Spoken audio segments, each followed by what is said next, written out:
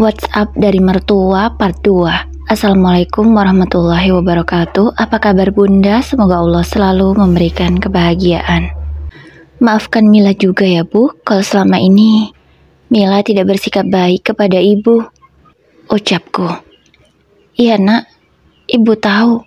Ibu kok yang salah. Andaikan ibu baik padamu, pasti kamu juga baik pada ibu. Maafkan ibu ya nak. Terima kasih. Ucap ibu mertuaku. Oh iya bu, kalau boleh tahu, memang bapak kenapa ya bu bisa meninggal? Perasaanku bapak sehat-sehat aja. Tanya aku pada ibu karena aku penasaran.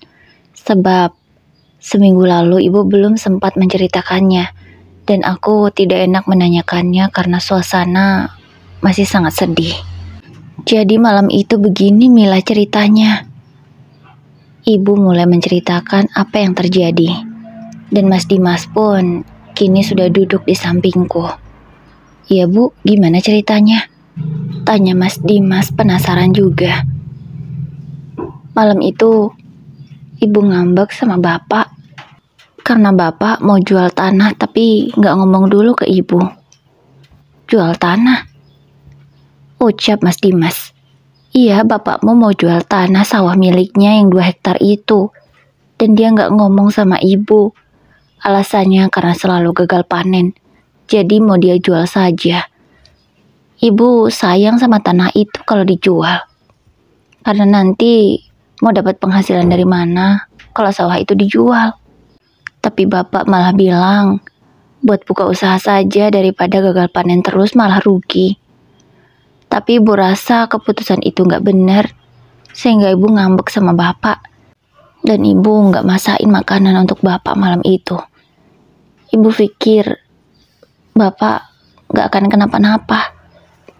Tapi ibu gak nyangka, ternyata malam itu bapak malah ikut ngambek juga. Dan tidur di kamar tamu. Pas ibu cari dan ibu bangunin suruh pindah, bapak malah udah gak ada. Kini ibu bercerita dengan linangan air mata. Dia pasti sangat sedih mengingat peristiwa malam itu. Ya Allah bu, ya sudah, semua sudah takdir. Kita harus berusaha mengikhlaskannya. Kita tidak pernah tahu bu, bagaimana jalan orang itu pergi dari dunia ini. Yang hanya bisa kita lakukan adalah ikhlas dan mendoakan semoga bapak tenang di sana. Ucap Mas Dimas. Kemudian ia memeluk ibunya untuk menguatkan. Iya benar bu, kata Mas Dimas. Kita ikhlaskan saja. Ibu tidak salah kok. Memang semua sudah takdir. Bapak mertuaku memang memiliki asam lambung, sehingga kalau telat makan bisa langsung kumat. Tapi tidak menyangka kalau itu menjadi jalan bapak pergi meninggalkan dunia ini. Sebenarnya ibu sangat merasa bersalah. Kalau seandainya ibu tidak marah dan ibu masak, pasti bapak masih ada. Ucap ibu lagi. Udah bu, jangan menyalahkan diri sendiri. Semuanya sudah terjadi. Ibu tak usah merasa bersalah terus-menerus. Ikhlaskan ya bu. Ucap Mas Dimas. Iya mas, ibu berusaha ikhlas. Walau tetap rasa bersalah itu masih ibu rasakan. Iya bu, kami ngerti.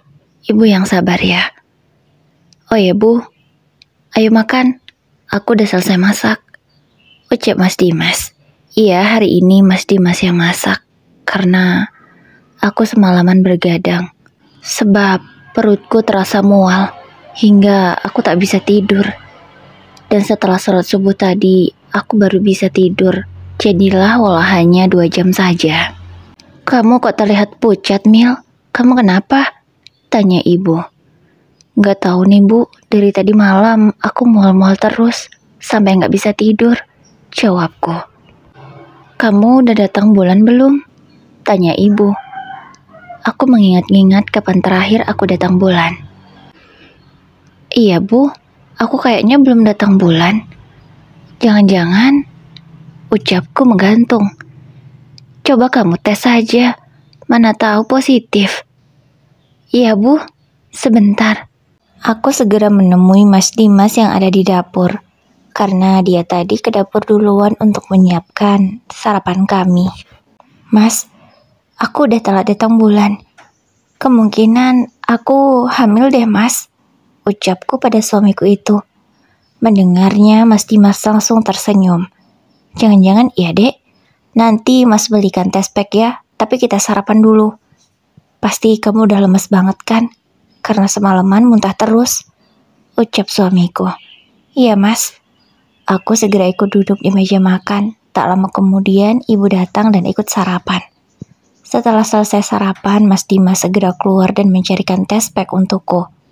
Tak lama kemudian ia sudah kembali dan aku langsung melakukan test pack. Aku sudah tidak sabar melihat hasilnya. Alhamdulillah, hasilnya garis 2. Ibu, Mas, aku memanggil kedua orang yang sangat aku sayangi itu. Alhamdulillah, kamu hamil, Mil, ucap ibu mertuaku dengan raut wajahnya yang begitu bahagia. Selamat ya nak, akhirnya kamu hamil juga. Iya bu, sama-sama. Ibu sedih karena kehilangan bapak, tapi setelah tahu kamu hamil, kesedihan itu sedikit berkurang, ucap ibu namun matanya berkaca-kaca. Mungkin beliau saking bahagianya. Iya bu, alhamdulillah Allah sudah memberi kepercayaan kepadaku. Iya dek, alhamdulillah, nanti kita periksa ke rumah sakit ya, ucap Mas Dimas. Saking bahagianya suamiku itu mengelus-ngelus perutku yang masih rata. Semoga hasilnya memang benar ya mas setelah dicek di rumah sakit nanti, ucapku. Insya Allah, jawab Mas Dimas dengan masih terus saja mengelus perutku. Sekitar jam 10 pagi aku ke rumah sakit dan memeriksakan benarkah aku hamil. Setelah melakukan rangkaian pemeriksaan, alhamdulillah, hasilnya sesuai harapan kami. Usia kandunganku sudah memasuki 4 minggu. Aku dan suamiku begitu bahagia. Kami pun ingin langsung membagi kebahagiaan ini dengan orang tuaku dan juga ibu mertua. Ayah ibuku begitu bahagia setelah mendapatkan kabar ini, karena ini adalah cucu pertama mereka. Kamu jangan capek-capek ya Mil, jaga kesehatan, jangan suka keluyuran sore-sore, ucap ibu mengingatkan. Iya bu, aku akan selalu mengingat pesan ibu, jawabku. Ya sudah bu, kasihan ibu di rumah sendirian. Kami juga sekalian mau bantuin ibu menyiapkan acara nanti malam, acara penutup, ucap Mas Dimas. Oh iya, kamu cepatlah pulang. Sering-sering temani ibumu ya mas, kasihan dia sendirian, ucap ibuku. Iya bu, aku akan sering-sering temani ibu. Gak tega juga bu kalau ninggalin ibu sendirian. Iya, benar itu. Apa gak sebaiknya kalian tinggal saja bersama ibumu mas, daripada kalian harus ngontrak kan, ucap ibuku. Aku hanya bertatapan saja dengan Mas Dimas. Kami belum berani untuk mengatakan yang sebenarnya. Aku memang masih merahasiakan semua itu dari ibuku dan ayahku. Aku tidak mau mereka sedih mengetahui ibu mertuaku yang tak suka kami tinggal di rumahnya. Namun entahlah setelah ini bagaimana, aku belum tahu. Ibu juga tidak pernah mengatakan apa-apa soal tempat tinggal. Iya bu, nanti kami akan bahas lagi di rumah, jawab Mas Dimas. Agar ibuku tak banyak lagi bertanya, takutnya nanti malah ketahuan apa masalahnya yang menyebabkan kami harus mengontrak. Ya sudah bu, kami pulang dulu ya, pamitku. Aku dan Mas Dimas melajukan motor ke rumah ibu. Nanti malam adalah malam terakhir acara tahlilan untuk bapak mertua. Sesampainya di rumah, semua makanan yang kami pesan sudah datang. Alhamdulillah. Semoga acara nanti malam berjalan lancar. Aku bantuin ya bu. Aku segera membantu ibu menyusun kue-kue. Iya Mil, gimana tadi hasilnya? Tanya ibu sembari tangannya terus saja menyusun kue-kue ke dalam piring. Alhamdulillah bu, hasilnya sesuai harapan kita, jawabku. Alhamdulillah. Semoga kandunganmu sehat-sehat ya Mil. Kamu harus jaga dengan baik, jangan capek-capek. Terus, jangan suka keluar rumah sore-sore atau maghrib, gak baik. Ucap ibu mertuaku mengingatkan, sama persis dengan apa yang ibu katakan tadi. Iya bu, aku akan selalu ingat pesan ibu. Terima kasih ya bu sudah perhatian. Aku tersenyum ke arah ibu. Ibu membalas senyumanku. Ya Allah, indah sekali jika hubungan antara menantu dan mertua seperti ini. Aku merasa sangat nyaman sekali. Bahkan tidak ingin meninggalkan ibu kalau begini caranya. Sekitar 2 jam akhirnya aku dan ibu selesai menyusun semua makanan. Nanti selepas maghrib tinggal dihidangkan jika semua orang sudah datang.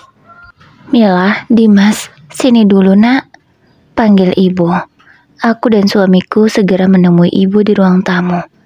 Ada apa bu? Tanya Mas Dimas. Ibu mau bicara. Kalian mau nggak kalau tinggal di sini aja temani ibu? Ucap ibu.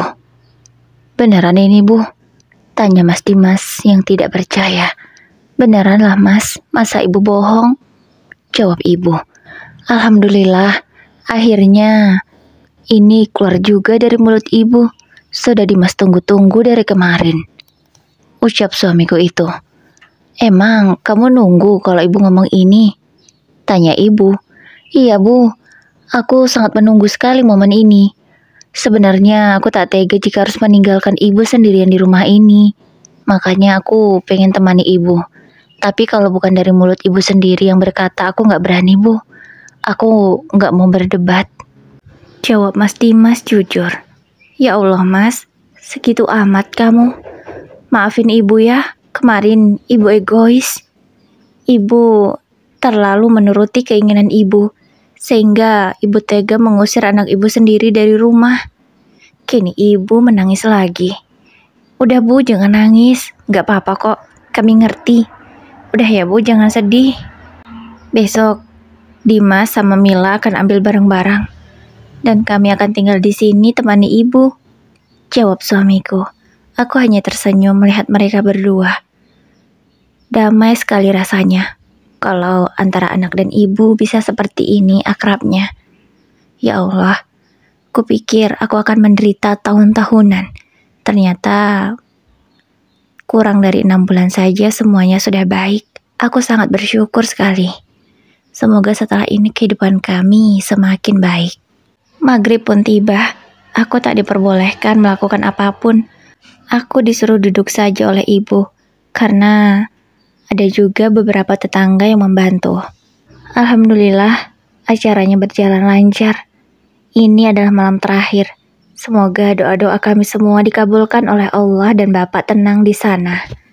Jam 9 malam, aku sudah dicereweti oleh ibu untuk istirahat. Aku tak diperbolehkan melakukan hal-hal berat. Iya, tak kusangka ternyata ibu mertuaku seperhatian itu. Walau sebenarnya tak masalah juga jika aku membantunya. Namun, ibu hanya menyuruh Mas Dimas saja, dan aku wajib beristirahat. Keesokan paginya, seperti janji kami kemarin kepada ibu, kami akan mengambil barang-barang di kontrakan dan akan tinggal lagi di rumah ibu. Kali ini kami menyewa mobil pickup karena barang-barangnya sudah lumayan banyak. Setelah 2 jam berberes, akhirnya selesai dan semua barang sudah dinaikkan ke atas mobil. Aku mengembalikan kunci ke yang punya kontrakan. Kami berpamitan dengan tetangga sekitar. Alhamdulillah, selama tinggal di sini, semua tetangga sangat baik. Sehingga ketika kami pergi pun mereka merasa kehilangan. Kami pamit dulu ya. Insya Allah kalau ada waktu kami akan main ke sini. Ucap Mas Dimas. Iya mas, mbak, hati-hati di jalan ya. Semoga hubungan kalian semakin baik dan bahagia terus. Ucap salah satu tetanggaku. Amin, terima kasih ya mbak doanya. Jawabku. Iya sama-sama. Setelah itu, mobil yang kami sewa segera melaju ke rumah ibu. Sementara aku dan Mas Dimas mengikuti dari belakang. Sepanjang jalan kami mengobrol apa saja. Hingga aku teringat dengan Mas Bagas dan Mbak Feby. Mas, gimana ya? Mas Bagas dan Mbak Feby, sampai sekarang Mereka belum datang juga, kasihan ibu. Tanyaku pada Mas Dimas. Iya ya dek, Mas juga bingung. Apa kita kesana aja ya? Tapi Mas males. Untuk apa juga kan? Kalau memang mereka masih menghormati ibu sebagai orang tua harusnya kan datang. Ucap Mas Dimas kesal. Iya Mas, aku ngerti perasaanmu. Tapi kasihan ibu Mas. Pasti ibu tersiksa batin memikirkan anaknya yang seperti itu. Jawabku lagi. Iya dek, Mas ngerti. Nantilah coba Mas pikirkan bagaimana caranya. Mas juga gak tega dek kalau ibu harus sedih karena anaknya tidak peduli kepada orang tuanya. Kalau soal menemani ibu di sini, kan sudah ada kita. Aku juga bisa kasih uang belanja ke ibu. Tapi tetap saja pasti ibu kepikiran kalau Mas Bagas dan Mbak Feby tidak mau berubah. Aku gak tega sama ibu dek. Lanjut Mas Dimas. Iya Mas, semoga setelah ini mereka sadar ya Mas. Beberapa bulan kemudian, usia kehamilanku sudah masuk yang ke-4 bulan. Aku dan Mas Dimas akan melaksanakan acara 4 bulanan. Alhamdulillah ibu setuju. Bahkan ibu memberikan uang untuk kami sebagai tambah-tambah biaya acara katanya. Oh ya, Mas Dimas juga tetap memberikan uang bulanan pada ibu. Namun hanya 2 juta saja. Karena ibu bilang yang 1 juta tidak usah lagi dipikirkan. Sebenarnya ibu tidak meminta lagi, cuman Mas Dimas tetap memberikannya. Itu juga atas persetujuanku. Mas, apa nggak sebaiknya kamu garap saja sawah bapak? Mana tahu kalau kamu yang menggarapnya berhasil, Mas. Ucap ibu saat kami sedang makan malam bersama. Iya, Bu. Insya Allah Dimas akan coba. Tapi Dimas nggak bisa ngerjain sendiri, Bu. Mungkin bayar orang. Karena sayang juga, Bu. Dimas baru naik jabatan. Kalau Dimas harus resign, gimana nanti? Apalagi sawah kan hasilnya cukup lama. Kalau belum dapat penghasilan, dari mana kita makan nanti, Bu? Ucap suamiku. Iya, betul. Kamu kerjakan saja orang. Bayar saja mereka. Kalau kamu belum ada uang, pakai uang ibu saja. Ibu ada kok. Ucap ibu. Terima kasih ya, Bu. Ibu sangat membantu kami. Aku malu, Bu, sebagai anak belum bisa bahagiain ibu. Ucap Mas Dimas. Jangan ngomong begitu, nak. Kami itu anak ibu. Ibu akan membantumu kalau ibu bisa. Kamu jangan merasa tak enak ya. Ibu berkata sembari tersenyum ke arah Mas Dimas. Hatiku merasa sangat bahagia sekali. Tak kusangka keluargaku bisa sebahagia ini. Rasanya aku tak ada masalah kecuali masalah Mas Bagas dan Mbak Feby. Oh ya, Bu, maaf. Bukannya Dimas lancang. Dimas cuma mau tanya, emang Mas Bagas masih kirim uang ke ibu? Tanya Mas Dimas. Masih, tapi ibu gak pernah balas lagi WA-nya. Ibu kecewa. Cuma ibu terima uangnya. Karena ibu memang butuh, ibu gak mau merepotkan kamu terus. Kalau mereka kan memang banyak uang. Ucap ibu jujur. Ibu, jangan marah dong ke Mas Bagas. Karena kemarahan ibu bisa semakin menyulitkan Mas Bagas. Mungkin dengan ibu memaafkannya, Mas Bagas bisa berubah, Bu. Ucap Mas Dimas menasihati ibunya. Iya, Mas, sebenarnya ibu maunya begitu. Tapi rasa kecewa ibu tidak bisa ditutupi. Sakit sekali hati ibu, nak. Bapak kalian meninggal, masa Bagas sama Feby gak datang? Kini ibu berucap dengan air mata sudah berlinang lagi di pipinya. Ya sudah, Bu. Kalau nanti aku bisa libur, aku akan ke sana, Bu. Temui Mas Bagas. Jawab Mas Dimas agar ibu tenang. Iya, Mas, makasih ya. Semoga kalau kamu datang ke sana, Bagas mau pulang. Aku dan Mas Dimas bukan tak pernah mencoba menghubungi Mas Bagas. Sudah sering kali kami menelponnya tapi tak pernah diangkat. Tidak tahu apa alasannya. Namun menurutku itu sangat menyakitkan bagi kami. Kami ini saudaranya tapi serasa tak dianggap. 2 malam kemudian, Kami sudah selesai melaksanakan acara 4 bulanan. Alhamdulillah berjalan lancar. Semoga doa-doa yang kami panjatkan selama ini dibantu oleh para tetangga dikabulkan oleh Allah. Dan aku bisa melahirkan dengan selamat. Harapanku hanya itu saja. Aku sehat, bayiku sehat, keluargaku sehat dan bahagia. Sesuai rencana kami, Mas Dimas mulai menggarap sawah dengan memperkerjakan beberapa orang. Semuanya dikerjakan dengan sangat baik. Mas Dimas pun puas dengan hasilnya. Sawah yang dulunya semak belukar kini sudah tertanam padi dengan rapi. Sawah dengan luas 2 hektar itu terpampang nyata. Sangat indah sekali dipandang mata. Kalau musim tanam tahun ini menghasilkan padi yang bagus, maka hasilnya sangat banyak sekali. Semoga sesuai harapan kami. Setelah urusan persawahan selesai, aku dan Mas Dimas memutuskan untuk pergi ke rumah Mas Bagas. Jaraknya lumayan jauh, sekitar 1,5 jam. Setelah menempuh perjalanan yang cukup melelahkan, dengan cuaca yang sangat panas, akhirnya kami sampai. Tapi, kok rumahnya tutup ya Mas? Kayak rumah kosong. Tanyaku kebingungan pada Mas Dimas, karena melihat rumah Mas Bagas yang terlihat sepi. Sepertinya rumah ini sudah lama tak ditempati. Apa mereka pindah ya, Dek? Tanya Mas Dimas balik. Mungkin Mas, tapi pindah kemana ya? Masa kita nggak dikasih tahu? Coba kita tanya ke tetangga sebelahnya ya Mas. Bisa saja kan mereka tahu, ucapku. Iya, ayo kita tanya. Kami pun bertanya kepada tetangga sebelah rumah Mas Bagas. Alhamdulillah mereka tahu kemana Mas Bagas pindah. Sudah lama Mbak Mas mereka pindah, sekitar 3 bulan yang lalu. Aku dan Mas Dimas sama-sama terkejut. Kenapa tidak diberitahu kami? Setelah mendapatkan alamat rumah Mas Dimas, kami segera menuju ke sana. Loh Mas, kok perumahannya perumahan kecil begini? Bukankah mereka kaya Mas? Tanya aku penasaran. Iya Dek, Mas juga bingung. Kok mereka tinggal di rumah seperti ini sekarang? Terus rumah yang besar tadi kenapa ditinggal?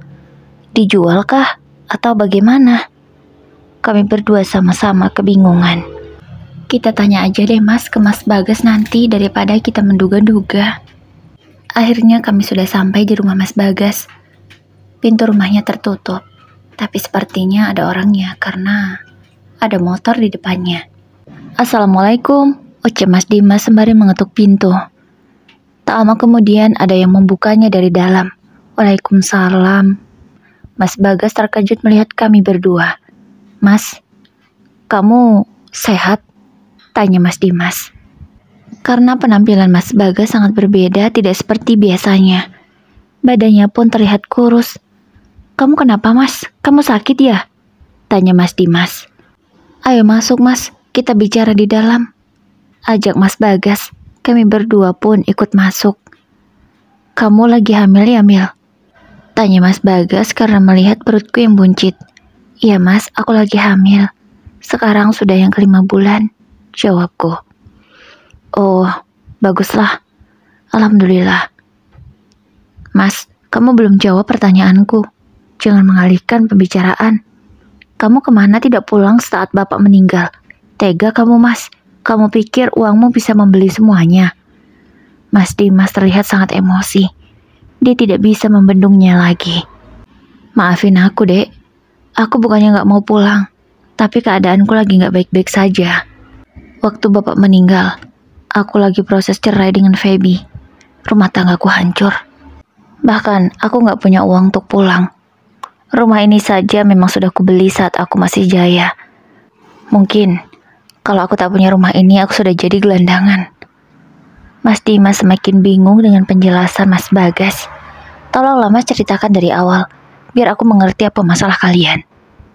Titah Mas Dimas. Jadi waktu itu, aku dan Feby sedang cekcok karena masalah harta. Iya, masalah harta. Harta yang selama ini kami kumpulkan ternyata menjadi masalah.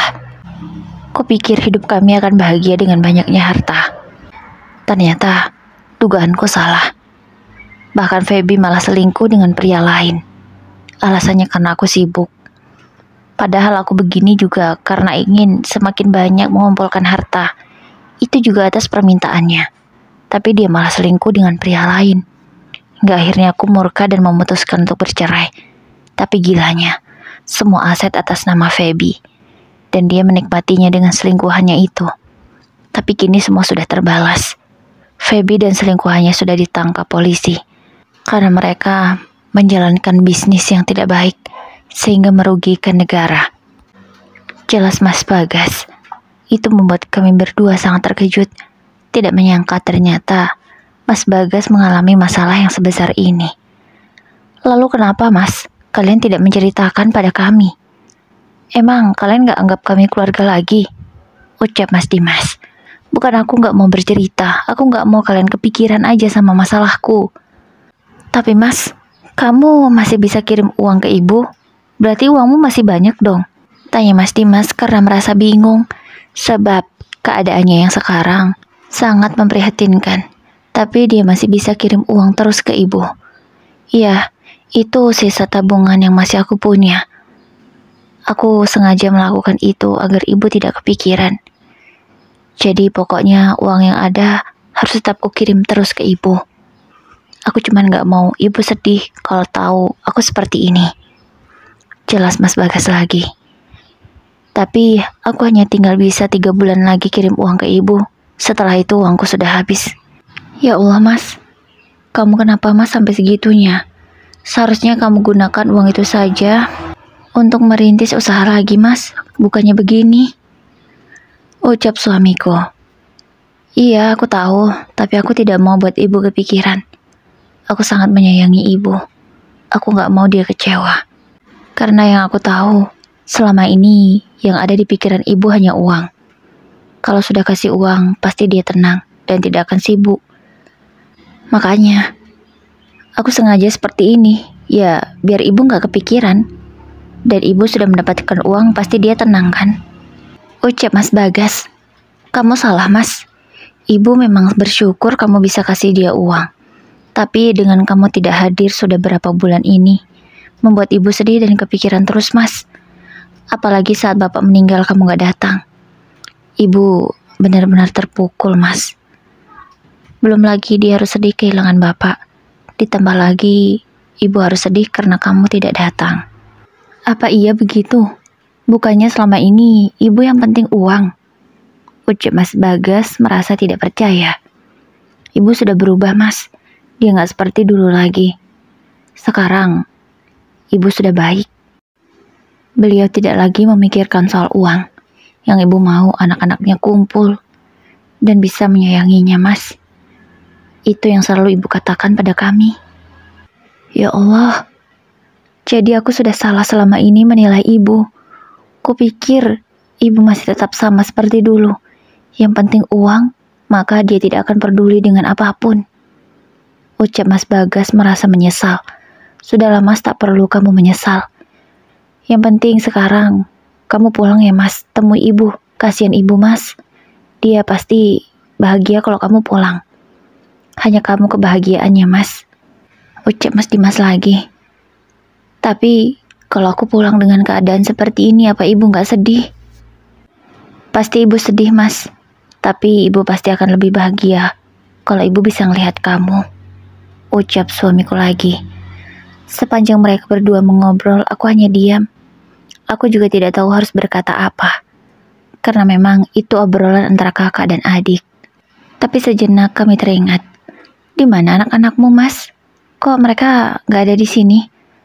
Gak mungkin kan Mas ikut Mbak Feby? Tanya aku. Iya, mereka belum pulang sekolah. Ini sebentar lagi aku akan jemput mereka. Jawab Mas Bagas. Aku merasa lega karena anak-anak Mas Bagas ikut dengannya. Terus dari mana Mas kamu punya biaya untuk sekolah mereka? Tanya aku lagi. Ya, aku ngerjain apa aja lah Mil, yang penting halal. Kadang aku ngojek, kadang jualan produk-produk secara online. Itulah yang aku kerjakan selama ini untuk menyambung hidup. Ya sudah, kalau gitu aku jemput anak-anakku dulu ya. Ini sudah waktunya mereka pulang. ucap Mas Bagas. Ya Mas. Kami berdua pun menunggu di rumah Mas Bagas. Aku ke dapur karena merasa haus, sebab dari tadi Mas Bagas tidak menyuguhkan apapun. Setelah kulihat dapur Mas Bagas, keadaannya sangat miris sekali. Beras tinggal sedikit. Air minum pun hanya tinggal setengah teko kecil saja. Ya Allah, kasihan banget kakakmu ini, Mas. Ucapku kepada Mas Dimas. Iya, Dek. Mas gak nyangka kalau kehidupannya sekarang berbanding terbalik. Iya, Mas. Kasihan banget. Semoga setelah pulang ke kampung nanti Mas Bagas dan anak-anaknya baik-baik aja ya. Dan mereka bisa mempunyai kehidupan yang jauh lebih baik. Aku kasihan sama anak Mas Bagas. Pasti sedih karena orang tuanya harus bercerai. Ditambah lagi ibunya masuk penjara. Iya Dek, amin. Sekitar setengah jam kemudian, Mas Bagas sudah kembali lagi bersama anak-anaknya. Kata Mas Bagas juga sudah meminta izin beberapa hari tidak masuk. Akhirnya setelah semua selesai bersiap-siap, kami menuju ke rumah ibu. Kami harus menempuh perjalanan sekitar 1,5 jam lagi. Lumayan panas cuaca sore ini. Padahal ini sudah sore hari tapi masih panas juga. Kami sesekali berhenti untuk beristirahat. Kasihan anak-anak Mas Bagas. Karena mereka masih kecil, pasti gampang haus dan lapar. Akhirnya kami sudah sampai di rumah ibu. Beruntungnya maghrib belum tiba. Aku sempat khawatir tadi jika maghrib masih di jalan. Alhamdulillah kalian sudah sampai. Lihat Bu, siapa yang kami bawa? Ucap Mas Dimas. Siapa? Tanya ibu penasaran. Lihatlah Bu, anak lelakimu. Bersama cucu-cucumu juga. Ucap Mas Dimas dengan bahagia.